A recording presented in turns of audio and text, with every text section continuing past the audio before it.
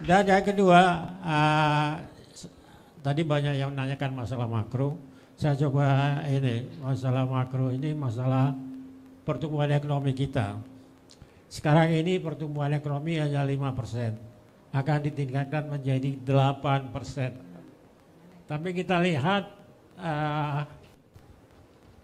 komposisi daripada anggota kabinet kita ini gemoy, gemuk-gemuk gitu ya.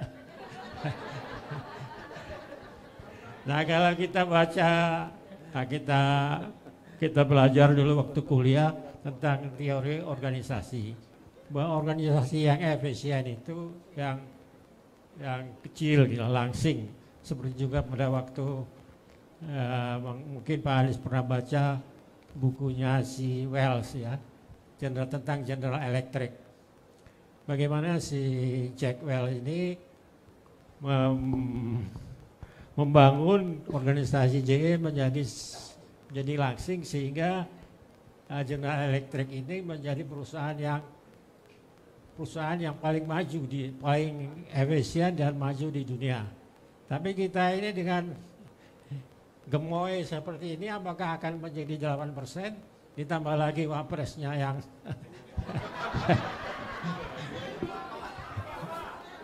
Papa Kufu.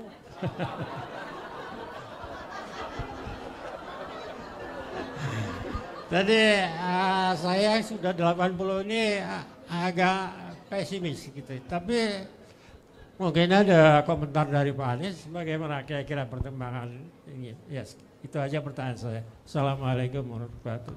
Waalaikumsalam. Bagaimana kita? Ya, kabinet yang jumlahnya besar. Jadi begini Pak, kalau saya menangkapnya, sebenarnya ukurannya nampaknya tidak berubah, tapi portofolionya dikecilkan Pak. Jadi kalau lihat Kementerian Pendidikan misalnya, dibelah dua, menjadi Kementerian Pendidikan, lalu Kementerian Pendidikan Dasar, lalu ada Kementerian Pendidikan Tinggi. Orang di dalamnya nggak nambah, tapi portofolio per menterinya dikecilin. Hanya urusan kebudayaan, hanya urusan pendidikan dasar dan menengah, hanya urusan pendidikan tinggi, hanya urusan birokrasi. Sehingga yang sebenarnya yang menjadi lebih besar tanggung jawabnya siapa? Yang menjadi koordinasi itu menjadi lebih rumit. Kalau dulu mengendalikan 30 orang, kalau sekarang mungkin mengendalikannya 50 orang. Tetapi secara ukuran sendiri belum terlihat ada pembesaran. Nah, apakah ini baik atau tidak baik? Nah, ini harus ditunggu, Pak. Harus ditunggu pada apa? Pada level eksekusi. Apabila Kementerian Kebudayaan sekarang khusus ditangani satu orang dan ternyata menghasilkan program-program kebudayaan yang lebih terkonsentrasi, berarti hasilnya menjadi baik. Pendidikan dasar dan menengah diurus satu orang dan kemudian ternyata itu munculkan, itu masih menjadi lebih baik. Kemudian pendidikan tinggi khusus satu menteri. Jadi secara desain itu bisa pro kon, Pak. Bisa pro kon. Tetapi nanti penilaiannya apa? Sesudah eksekusi. Jadi kita give them benefit of the doubt, Pak, hari ini. Bagaimana kita beri ruang, apa benefit of the doubt itu husnudon dulu kita. Husnudon dulu kita, berikan ruang. Seperti apa? Nanti dalam perjalanan besok. Tapi yang tadi Bapak sampaikan tentang organisasi yang slim untuk korporasi, saya rasa itu tepat, Pak. Untuk korporasi yang penting adalah efektivitas, efisiensi.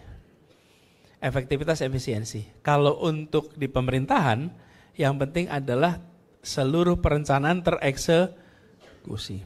Dan dalam pemerintahan tidak ada untung dan rugi. Kalau korporasi ada untung dan pemerintah tidak menghitung untung dan rugi. Pemerintah itu menghitungnya bermanfaat atau tidak bermanfaat.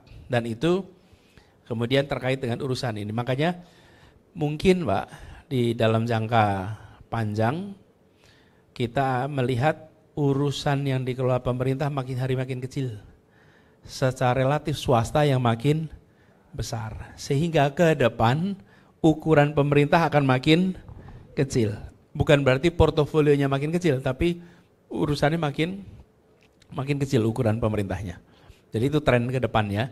Nah, mudah-mudahan dengan sekarang dibuat portofolio tiap orang lebih sedikit, maka bisa ditangani lebih baik. Mudah-mudahan. Kita tunggu aja dulu, Pak. Kita tunggu ya, gitu Pak ya.